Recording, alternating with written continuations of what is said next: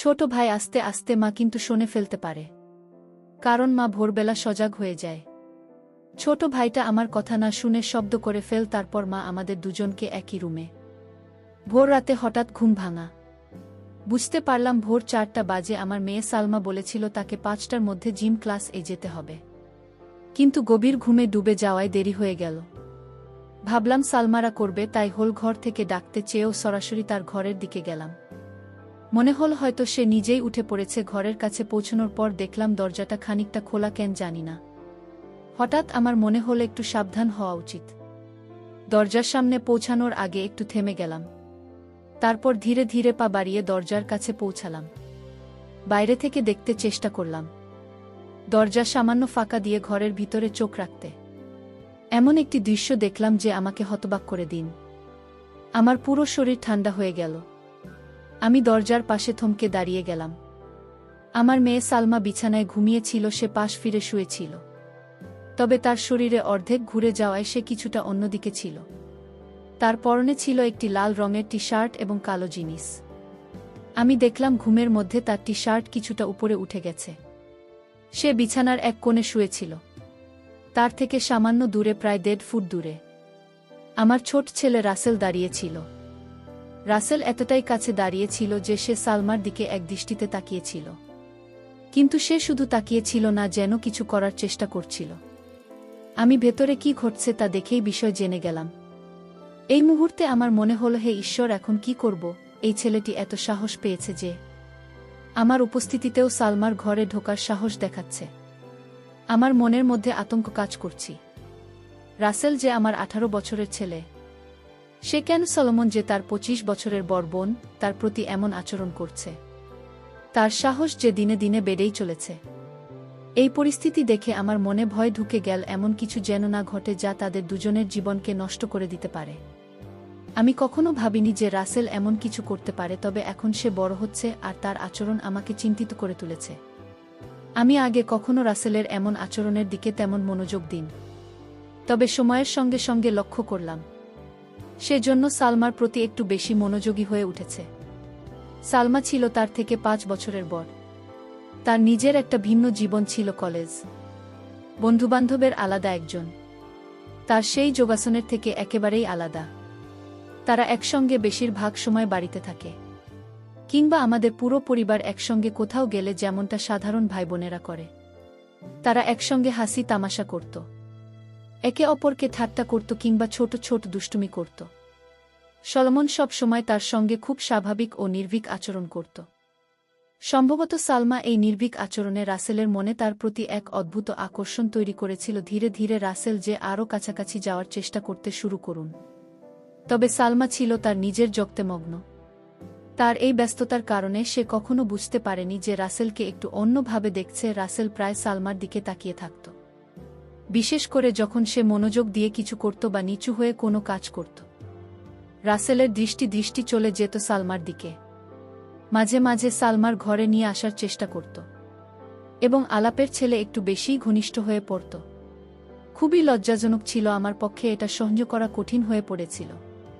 তবে রাসেলকে পুরোপুরি দোষারোপ করার আগে ও আমার মনে হয় জন্মান এই আধুনিক যুগে, যেখানে টিভি, সিনেমা, ইন্টারনেট এবং মোবাইল ফোনের অতিরিক্ত প্রভাব রয়েছে, সেখানে এই ধরনের আচরণ না হওয়াটা কিভাবে সম্ভব? আমাদের সন্তানদের মনে এগুলোর প্রভাব পড়বে, এটাই স্বাভাবিক। তবে যা সবচেয়ে কষ্টদায়ক ছিল, তাহলে আমি এ ঘটনা দেখেও কিছুই করতে পারছিলাম না। নিজের সন্তানদের জন্য আমার অসহায়ত্ব আমাকে ভেতরে ভেতরে ধ্বংস করে দিচ্ছিল। আমি কখনো কল্পনাও করিনি যে রাসেল এমন কিছু করতে পারে।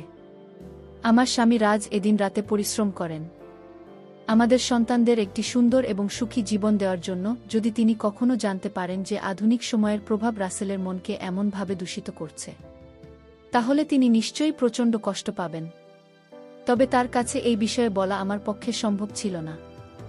যদি তিনি ঘটনা জানতে পারেন, তাহলে তিনি রাসেলের মনস্তত্ত্ব বোঝার চেষ্টা না করেই হয়তো রাগের বশে শাস্তি দেবেন বা তাকে বাড়ি থেকে বের করে দেবেন, এমনটা আমি কখনোই চাইনি। আমি ভেবেছিলাম সালমাকে সামান্য ইঙ্গিত দিয়ে বিষয়টি জানানো উচিত, যাতে সে সতর্ক থাকতে পারে এবং রাসেলের সঙ্গে একটু সাবধানতার সঙ্গে আচরণ করতে পারে। তবে এর আরেকটি বিপদ ছিল।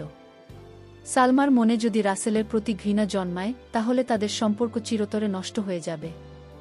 এমনকি যদি সালমা রাগের মাথায় রাসেলকে কিছু বলে ফেলে তাহলে রাসেলও রেগে গিয়ে কোনো ভুল সিদ্ধান্ত নিতে পারে যা তাদের ভবিষ্যতের জন্য ভয়াবহ হতে পারে। আমি কোনোভাবেই তাদের ভাই বোনের পবিত্র সম্পর্কের মধ্যে ফাটল ধরাতে চাইনি। তাই সালমাকে কিছু বলার পরিবর্তে আমি নিজের মতো করে পরিস্থিতি সামলানোর সিদ্ধান্ত নিলাম। আমি ঠিক করলাম রাসেলকে ঠিক পথে আনার জন্য সময়মত তাকে বোঝানোর চেষ্টা করব। এখন থেকে যখনই আমি লক্ষ্য করতাম যে রাসেল চুপি চুপি সালমার দিকে তাকিয়ে আছে, আমি কোনো না কোনো অজুহাতে তাকে সেই জায়গা থেকে সরিয়ে দিতাম। এতে করে তার আচরণ অনেকটাই নিয়ন্ত্রণে আসত। তবে আজকের ঘটনা আমাকে আরও সচেতন করে তুলুন।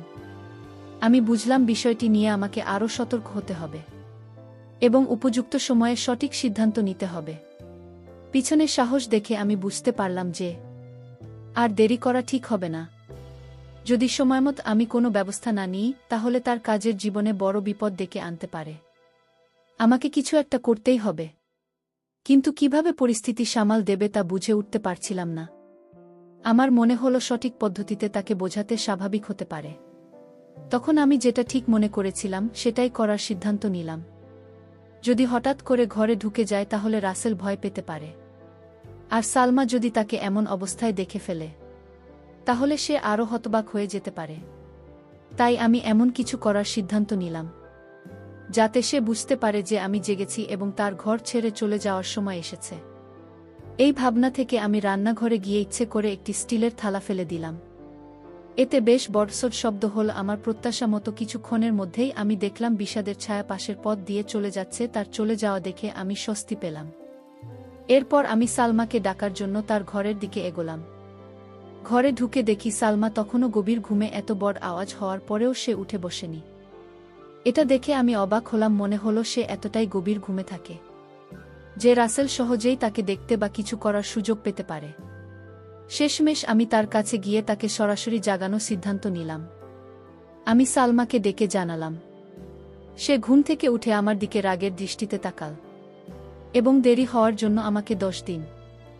এরপর সে দ্রুত বাথরুমে ঢুকে গেল। আমি আবার আমার কাজে মন দিলাম। কিছুক্ষণ পরে দেখলাম রাসেল আবার ঘরের দিকে যাচ্ছে। আমি ভাবলাম হয়তো সালমা তখনও প্রস্তুতি নিচ্ছে, তাই আমি রাসেলকে থামানোর জন্য ইচ্ছে করে একটু শব্দ করলাম। শব্দ শুনে রাসেল বুঝতে পারব যে আমি তার দিকে আসছে। সে আমার দিকে তাকাল, কিন্তু লজ্জায় তার চোখ নিচের দিকে ঝুঁকে গেল। এরপর সে দ্রুত তার ঘরে চলে গেল। আমি অপেক্ষা করতে লাগলাম। সালমার বাইরে আসার কিছুক্ষণ পর সালমা পুরোপুরি প্রস্তুত হয়ে বাইরে এল এবং আমাকে বিদায় জানিয়ে চলে গেল। তখন আমি রাসেলকে থেকে এর দিকে নিয়ে আসতে চাইলাম, কিন্তু সে কোনো সাড়া দিল না। তখন আমি তার ঘরের দিকে গেলাম এবং দেখলাম সে ঘরে নেই। এরপর শুনতে পেলাম সে বাথরুমে আছে। আমি দরজার কাছে গিয়ে তার আওয়াজ শুনলাম, কিন্তু তাকে বিরক্ত না করে আবার হলে ফিরে এলাম। কিছুক্ষণ পর রাসেল বাইরে এল এবং বলল, মা, তুমি আমাকে ডেকেছিলে? আমি তাকে বললাম, হ্যাঁ, এখানে বসো, তোমার সঙ্গে কিছু কথা বলার আছে। আমার কণ্ঠে সুর শুনে রাসেল বুঝতে পারল আমি গুরুতর কিছু বলতে যাচ্ছি। সে কিছুটা অস্থির হয়ে ধীরে ধীরে আমার কাছে এসে বসল। আমি শান্তভাবে কথা শুরু করলাম, কিন্তু অল্প সময়ের মধ্যেই তাকে ভর্ৎসনা করতে শুরু করলাম। আমি সালমার ঘরে তার গোপনীয়তায় হস্তক্ষেপ করার বিষয়ে সরাসরি কিছু বলেননি, তবে ইঙ্গিত করলাম। আমি তাকে বোঝালাম যে আমি তার এমন আচরণ আগেও লক্ষ্য করেছি। রাসেল দ্রুত বুঝতে পারে যে তার কাজ আমার চোখে ধরা পড়েছে। ভয়ে তার মুখ শুকিয়ে গেল। আমি আরও কড়া সুরে বললাম, যদি সে আবার এমন কিছু করে, আমি তার বাবাকে সব বলে দেব। এই কথা শুনে রাসেল কেঁদে ফেলে বলল, মা, প্লিজ এমন কিছু করো না, আমাকে মাফ করে দাও। সে বারবার আমার কাছে ক্ষমা চাইতে লাগে এবং প্রতিশ্রুতি দিল যে সে আর কখনো এমন কিছু করবে না। সে আমার পা ধরে বলতে লাগল, আর কখনো এমন হবে না, একবার আমাকে সুযোগ দাও। আমি তার আচরণ দেখে বুঝলাম সে তার ভুল বুঝতে পেরেছে। আমি তাকে শান্তভাবে বুঝলাম সে যা করেছিল তা কতটা ভুল এবং এর ফল কতটা ভয়াবহ হতে পারে, আর যদি কেউ জানতে পারে তাহলে কতটা অসম্মান হবে। শেষমেশ আমি তাকে এই প্রতিশ্রুতি নিতে বাধ্য করলাম যে সে আর কখনো এমন কাজ করবে না। তারপর আমি তাকে আর বকাবকি করিনি। আমার মনে হলো সে বার বুঝতে পেরেছে এবং এমন কিছু আর করবে না। এরপর সে পুরোপুরি শান্ত হয়ে গেল এবং আমি তাকে আর কখনো সালমাকে দেখতে দেখিনি। এতে আমি নিশ্চিত হলাম যে সে তার ভুল বুঝতে পেরেছে এবং নিজেকে সংশোধন করেছে। এরপর প্রায় 1 মাস আমি তার থেকে একটু দূরত্ব বজায় রাখলাম এবং খুব কম কথা বললাম, যাতে সে বুঝতে পারে যে সে যা করেছিল তা ভুল ছিল। ধীরে ধীরে সব কিছু স্বাভাবিক হয়ে গেল। আমরা আবার আগের মতো হাসি মুখের সঙ্গে কথা বলা শুরু করলাম। সবকিছু আগের মতোই সুন্দরভাবে চলতে লাগল। কিন্তু একদিন আমি তাকে আবার সালমাকে দেখতে ধরে ফেললাম। যদিও সে এবার বেশ সতর্ক ছিল, তবু আমি লক্ষ্য করলাম তখন আবার আমার রাগ হতে শুরু করল। কিন্তু এবার আমি আগের মতো তাকে বকাঝকা করিনি, কারণ তার প্রতি আমার চিন্তা বাড়ছিল। সে আমাকে বলেছিল যে তার একটি প্রেমিকা আছে এবং সে তার বন্ধুদের সঙ্গে সময় কাটায়। তবুও কেন সে সালমাকে এভাবে দেখার প্রয়োজন বোধ করি, তা আমার মাথায় আসছিল না। তখন আমি ঠিক করলাম এই বিষয়ে আমি আবার তার সঙ্গে কথা বলবো। 3 দিন পর দুপুরে আমরা দুজন বাড়িতে একা ছিলাম। সে তার ঘরে ছিল আর আমি আমার ঘরে বিশ্রাম নিচ্ছিলাম। আমি ভাবলাম এখন সময় এই বিষয়ে কথা বলার। আমি তার ঘরের দিকে গেলাম। দরজা বন্ধ ছিল। আমি দরজা খোলার চেষ্টা করলাম, কিন্তু সেটি ভিতর থেকে লক করা ছিল। আমি দরজায় নক করলাম এবং তাকে ডাকলাম। সে ভেতর থেকে সাড়া দিন এবং দরজা খুলে দিন। আমি জিজ্ঞেস করলাম দরজা বন্ধ করে কি করছিলেন। সে বলল কিছু না, এই পেপার পড়ছিলাম। তারপর সে বিছানার পাশে থাকা একটি পেপার দেখাল। আমি মনে মনে ভাবলাম যদি সত্যিই পেপার পড়েছিল তবে দরজা লক করার কি প্রয়োজন ছিল? নিশ্চয়ই কিছু অন্য কিছু হচ্ছিল। কিন্তু এবার আমি শান্ত থাকতে চাইলাম এবং তাকে বোঝানোর সিদ্ধান্ত নিলাম। আমি সালমাকে নিয়ে কথা বলার জন্য এসেছিলাম, তাই অন্য কিছু না বলেই আমি তার বিছানার পাশে গিয়ে জিজ্ঞেস করলাম, কোনো পেপার পড়ছ? তারপর তার হাত থেকে পেপার ছিনিয়ে দেখতে শুরু করলাম। এটি তার কলেজের একটি বুলেটিন ছিল, যেখানে ছাত্রদের লেখা প্রবন্ধ, গল্প এবং কবিতা ছিল। আমি পেপারটি তাকে ফেরত দিয়ে জিজ্ঞেস করলাম কোনোটা পড়ছিল? এতে পেপার খুলেছে একটি প্রবন্ধ দেখিয়ে বলল, এটা করছিলাম। আমি বললাম, ঠিক করে বলো তো, কি আছে এতে? তারপর আমি তার পাশে বিছানায় একটু জায়গা নিয়ে শুয়ে পড়লাম। আমার ছেলে বিছানায় চিৎ হয়ে শুয়েছিল আর আমি তার পাশে শুয়ে থাকে সেই প্রবন্ধটি দেখতে লাগলাম। আমরা একসঙ্গে এই প্রবন্ধটি পড়তে শুরু করলাম। রাসেল বলল, এতে আর কিছু করার নেই, তুমি কি করতে চাও? তারপর সে পেপারটি আমার হাতে দিয়ে বলল, আমি বিছানার কিনারায় শুয়ে বললাম, মনে হচ্ছে পড়তে পড়তে মনে হয় নিচে পড়ে যাব। এই কথা বলতে রাসেল তাড়াতাড়ি আমাকে ধরে ফেলার জন্য হাত বাড়াল, কারণ আমি খাট থেকে পড়ে যাচ্ছিলাম। এরপর সে আমায় ধরে উপরে তুলুন। তার এই আচরণে আমার মধ্যে এক অদ্ভুত শিহরণ জেগে উঠল। রাসেল খুব বিব্রত দেখাচ্ছিল। সে মুখে বলল, মা। আমি হেসে বললাম, আরে কোনো ব্যাপার না, বরং তোমাকে ধন্যবাদ বলা উচিত। তুমি যদি আমাকে না ধরতে তাহলে আমি পড়ে যেতাম। আমার কথায় রাসেলও হেসে উঠল আর পরিবেশ হালকা হয়ে গেল। আমি তাকে বললাম, এবার এটা আমাকে পড়াশোনা ও ছোট অক্ষর আমার ভালো দেখায় না। রাসেল পেপার নিয়ে পড়া শুরু করল। সে আমাকে আরও কাছে টেনে নিয়ে প্রবন্ধটি পড়ে শোনালেও তারপর বলল, এখন বাকিটা তুমি পড়। আমি পেপারটি হাতে নিয়ে পরের পৃষ্ঠা উল্টাতে শুরু করলাম। রাসেল আমার খাটে শুয়েছিল। একটি পৃষ্ঠা থেমে আমি মন দিয়ে পড়তে শুরু করলাম। কিছুক্ষণ পরে আমি একটু অস্বাভাবিকতা অনুভব করলাম। প্রথমে বুঝতে পারিনি, কিন্তু যখন ভালো করে খেয়াল করলাম তখন ব্যাপারটা পরিষ্কার হলো। আমি ভাবলাম সে তো পেপার পড়ছিল, তবু এমন। নিচে তাকিয়ে দেখলাম তার হাত। আমার তখন মনে পড়ল যখন সে আমাকে পড়ে যাওয়া থেকে ধরেছিল। আমি আস্তে করে রাসেল মুখের দিকে তাকালাম। তার চেহারা সম্পূর্ণ শান্ত। আমি ভাবছিলাম সে কি ভাবছে। নিজেকে শান্ত রাখলাম এবং আবার পেপার পড়তে শুরু করলাম। মনে মনে প্রার্থনা করছিলাম যেন রাসেল এই পরিস্থিতি নিয়ে কিছু না বুঝে কি করব ভেবে পাচ্ছিলাম না। প্রথমে মনে হলো সাথে সাথে উঠে গিয়ে তাকে দূরে সরিয়ে দিই, কিন্তু কেন যেন মনে হলো আমি তেমন শক্তি সঞ্চয় করতে পারছি না, যেন কোনো অদৃশ্য শক্তি আমাকে সেখানে আটকে রেখেছে। আমি চুপচাপ শুয়ে রইলাম। বাইরে থেকে পেপার পড়ার ভান করছিলাম। সময় যেন থমকে গিয়েছিল। কয়েক মিনিট কেটেছে, কিন্তু মনে হচ্ছিল যে কয়েক ঘন্টা পার হয়ে গেছে। অবশেষে আমি সিদ্ধান্ত নিলাম যে আমাকে কিছু করতে হবে।